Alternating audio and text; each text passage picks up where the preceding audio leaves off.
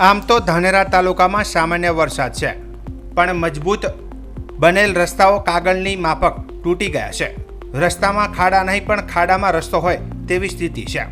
રસ્તા પર રસ્તો શોધવો પડે એ દશા અને દિશા છે. અનેક વાહન ચાલકો અને ખેડૂતો પશુપાલકો ત્રાહિમામ પોકારી ઉઠ્યા છે. ત્યારે એપીએમસી ધાનેરાના ચેરમેન વિરલભાઈ પટેલે નાયબ ઇજનેરને પત્ર લખી તત્કાલ રસ્તાઓનું સમારકામ કરવાની વાત પર ભાર મૂક્યો છે. રસ્તાઓ તૂટતા ખેડૂતોને માર્કેટયાર્ડ સુધી પહોંચતા અનેક મુસીબતોનો સામનો કરવો પડી રહ્યો છે. ત્યારે ખેતી પ્રધાન તાલુકાના ખેડૂતોની વહારે ચડી સત્વરે રસ્તાઓનું સમારકામ કરી ખેડૂતોને સગવડ આપવાની વાત પર ભાર મુકાયો છે. ચોમાસાની સિઝનમાં સામાન્ય વરસાદમાં ધાનેરા અને ગ્રામીણ વિસ્તારના રસ્તા ધોવાઈ જતા રસ્તા પર મોટા ખાડા પડતા વાહન ચાલકોને મુશ્કેલી પડી રહી છે.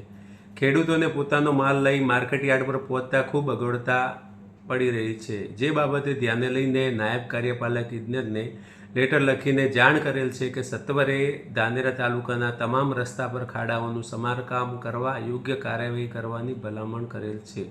સાથોસાથ ધાનેરા નગરમાં પણ અનેક રસ્તાઓ બિસ્માર હાલતમાં છે, ગંદકીના ઢગ જામેલ છે અને અનેક ગટર લાઈનો બ્લોક થયેલ છે. જે બાબતે પણ નગરપાલિકા ઘટતી કાર્યવાહી કરી લોકોને પડતી મુશ્કેલીમાંથી બહાર કાઢવાનો પ્રયાસ કરે.